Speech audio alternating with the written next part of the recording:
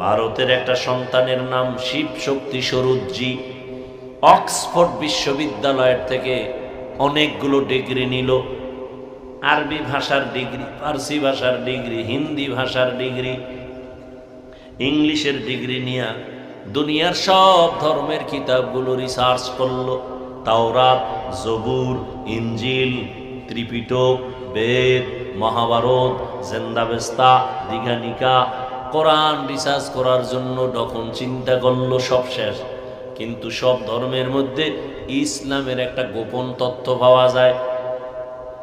মহাভারত হিন্দুদের কিতাব, রামায়ণ হিন্দুদের কিতাব, এগুলোর মধ্যে ইসলামের পূর্বাভাস। এবারকার ইসলামটা কেমন, কোরআনটা রিসার্চ করি। কোরআন রিসার্চ করা শুরু করলো। করতে করতে করতে করতে দেখলো যে কোরআনের আয়নায় কোনো ভুল নাই, বরং নিজের ভুল কোরআনের আয়নায় সব স্পষ্ট হয়ে গেল।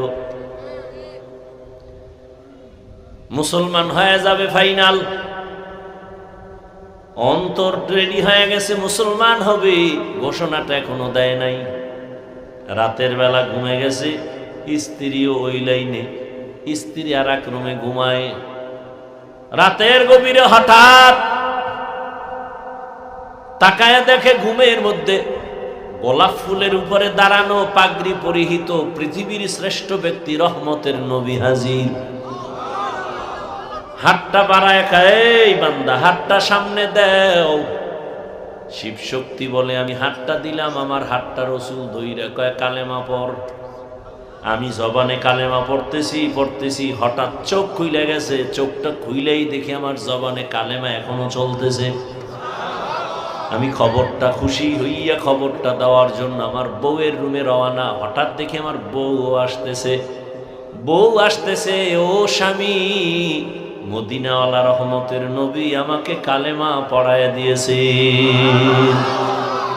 ইমামুল আউয়ালিন আল আখিরিন বহরে সদকা রহমাতাল লিল আলামিন সাইয়্যিদুল কাউনাইন খাতমুল মুরসালিন আখিরামত বুদে ফখরুল আউয়ালিন শত ওজুদাস রহমাতাল লিল আলামিন মসজিদে উ শত হামারো এ জমিন।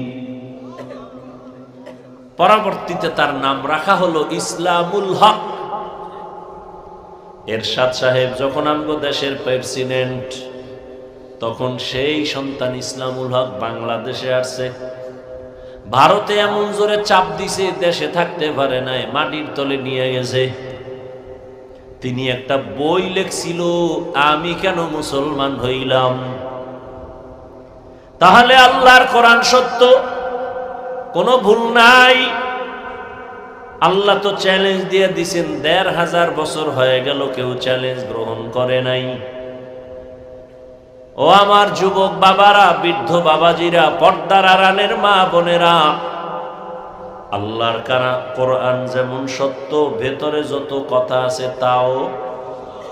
যুবকেরা কথা কম বল, কোরআন শরীফের মধ্যে জান্নাতের বয়ান আসেনি?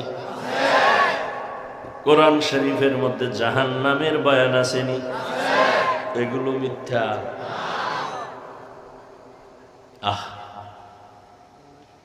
দুঃখ খালি এক জায়গায়, এই দেশে কোনো হিন্দু, বৌদ্ধ, ইহুদি, খ্রিস্টান আমাকে হুজুর গো গাইল না, বিরোধিতা করলো না ইসলামের বিরুদ্ধে। ইসলামটারে ১২টা বাজাইছে মোনাফেক মুসলমানের। ইমাম সাহেব সুন্দরভাবে বয়ান করছে হক কথা, মসজিদে মুসল্লি সব সমান, কিন্তু এদের মধ্যে দুই দল হয়ে গেছে। কমিটির মধ্যে দুই ভাগ। এক দল কয় ইমাম সাহেব তো কোরআন হাদিস অনুযায়ী কথা বলছে, আর এক দল বলে যে এত গরম কথা আমগো দরকার নাই। দুই দল হয়ে গেছে, মুসল্লিও দুই ভাগ। বড় কঠিন হালাত। আল্লাহ শপথ করলেন, সন্দেহ দূর করার জন্য শপথ করেন নাই, বরং আল্লাহ বুঝাইতে চান সব কথাই দামি, তবে কসমের কথাটা আরো দামি। মানুষ তোমরা এদিকে একটু নজর দাও। যেমন আসরের শপথ করছে, আসর বড় দামি, এবং কসম খাইয়া যেই কথা সামনে বলবেন এটা আরো দামি। ওয়াল আসর, আসরের শপথ, শপথ খাইছেন আসরের, বোঝা গেল আসর বড় দামি এক সম্পদ। তিনের কসম, তিন বড় দামি সম্পদ। জৈতুনের কসম খেয়েছেন আমার আল্লাহ, জৈতুন বড় দামি সম্পদ। আসমানের কসম খাইছেন, আসমান বড় দামি সম্পদ। জমিনের কসম খেয়েছেন আল্লাহ, জমিন বড় দামি সম্পদ। রাতের কসম খেয়েছেন, রাত বড় দামি সম্পদ। কেমন দামি? কয় বান্দা দুনিয়াতে মানুষ সুস্থ থাকার জন্য কত কিছুই না করে। সারা দুনিয়ার চিকিৎসা বিজ্ঞানীরা এক প্ল্যাটফর্মে এসে ঘোষণা দিয়েছেন, মানুষের সুস্থতার জন্য বিনা টাকায় ফ্রি এক মহা ঔষধ আল্লাহ দিছে, তার নাম হলো রাতের ঘুম। সারা দুনিয়ার বেদিন বেঈমানেরা আল্লাহর সাথে পাল্লা দিছে, ক্ষতি হয় হোক, কিন্তু পাল্লা দিয়া পিছে যাব না। নমরুদ দিয়া পাল্লা দিছে, আল্লাহর এই গুলি করে মেরে ফেলবো। কিন্তু নমরুদ দিয়া স্বপ্ন দেখে ঘুমের ভিতরে আগুন আগুন, পুরা জ্বালায় ফেলাইছে আর বাবেল শহর ইরাকের। ঘুম থেকে একটা চিৎকার দিয়ে উঠা গণকেরে ডাকছে, দিকে তাড়াতাড়ি অজির টজির ডাইকে কয় আমার অবস্থা খারাপ। কি কয়? ঘুমের মধ্যে আগুন দেখছি, ব্যাখ্যা কর। হ্যাঁ শুনো শুনো, তুমি না আল্লাহরে মারতে চাও, এত টেনশন কেন? কয় শোনো, তুমি যে আগুন দেখছো এটা আগুন হবে একটা ছেলে, আগুন হইয়া আসবে তোমার এই বাবেল শহরের, তোমার সব অস্তিত্ব বিলীন করে দেবে ওই ছেলে। ভবিষ্যৎ ছেলের নাম হবে ইব্রাহিম। নমরুদ কয় ছেলে আইছে? কয় না। কই? কয় আইব। মায়ের গর্ভে ঢুকছে? কয় না ঢুকে নাই। এখনই বন্ধ করতে হইব। আজরের ডাক দিয়ে কয় ডাইরেক্টরির জিম্মেদারি দিলাম, স্বামী আর স্ত্রী এক জায়গায় ঘুমাইতে দিবা না, জন্ম নিয়ন্ত্রণ করো। পৃথিবীর ইতিহাসে জন্ম নিয়ন্ত্রণের মূল হোতা নমরুদ। এই ইতিহাস আপনার খবর আছে? পৃথিবীর ইতিহাসে জন্ম নিয়ন্ত্রণের প্রথম ব্যক্তিকে নমরুদ দেয়া। আর এই জন্ম নিয়ন্ত্রণের ডাইরেক্টরকে? ইব্রাহিম নবীর বাবা আজর। জন্ম নিয়ন্ত্রণ ইসলামে হারাম। এরপরে বাঙালি চালাক কিছু বাঙালি আছে, এগুলো জিগেই তো একটু বলেন তো, যারা চালাক বেশি আমাকে হুজুর গো মাইপা ফালান মিনিটে মিনিটে, আপনার বুদ্ধি কদ্দুর একটু দেখি তো, বলেন তো এই জন্ম নিয়ন্ত্রণের মূল মাকসাদ কি? এও আপনাদের খবর নাই, শুনেন। দুই স্লোগানে জন্ম নিয়ন্ত্রণ করতে চায় গোটা দুনিয়াতে। এই স্লোগান, এই বড়ি মুড়ি খাওয়ায় স্লোগান দুইটা। কি? লোক বেশি হইলে থাকবো কই, খাবে কি? এই স্লোগান এই দুইটা। মানে স্লোগানটা যে দেশে, ওর মরা দরকার না, যে আমিও তো একটা মানুষ, বোঝা, আমি আগে মরি। আমি মইরা গিয়া কই তোরাও মর, মানুষ কমা, আমি মইরা গিয়া কমলাম। কিন্তু ওই বেঈমান মরে নাই, মরছেও এমনি ইচ্ছা করে মরে নাই।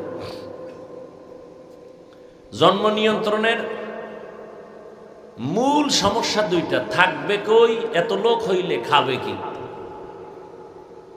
এইবার জন্ম নিয়ন্ত্রণের জন্য বড়ি সাপ্লাই দিছে, দিয়া বাংলাদেশেও দিছে। এবার আমাকে একটু হিসাব দেন তো, বাংলাদেশে জন্ম নিয়ন্ত্রণের বড়ি খাওয়ার পর 10 বছর আগের হিসাবে আর এখন হিসাবে কি পরিমাণ মানুষ কমছে? তো বড়ি কই?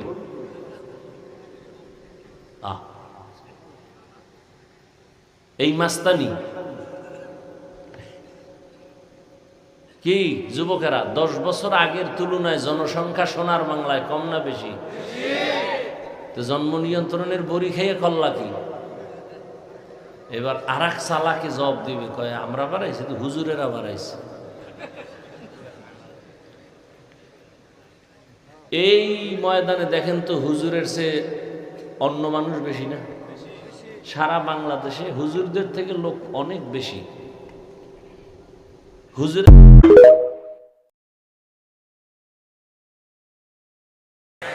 আমার নবীর থেকে বড় পীর সাহেবের নামটা কি জানি? খুব চিন্তা করে বলবেন। আমার রসুল থেকে বড় পীর সাহেবের নাম কি? নাই। খুব ভেবে চিনতে বলেন। মাঠে পরে বের হয়ে বলবেন আমার বাবাই কাবার কাবা।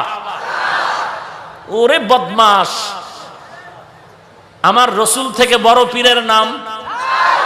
ও মুসলমান, আমরা টুপিওয়ালারা তো মানবো, যাগো টুপি নাই তারা বলেন আমার রসুল থেকে বড় পীরের নাম খাজা মুঈনুদ্দিন, বড় পীর আব্দুল কাদের জিলানী, মুজাদ্দিদ আল ফেসানি, বাইজিদ বুস্তামি, শাহজালাল, মাইজ ভান্ডার, সুরেশ্বর, চন্দ্রপাড়া, দেওয়ানবাগ, রাজারবাগ, কুতুববাগ, আদ্রসি, চরমনাই, চরমনাইও না, বাহাদুরপুর, সারসিনা, ফুরফুরা, জৈনপুরি, দেওবন্দি, কওমি, ঈসা নবী, ঈসা নবীও না, ইব্রাহিম নবী, মুসা নবী, ইসমাইল নবী।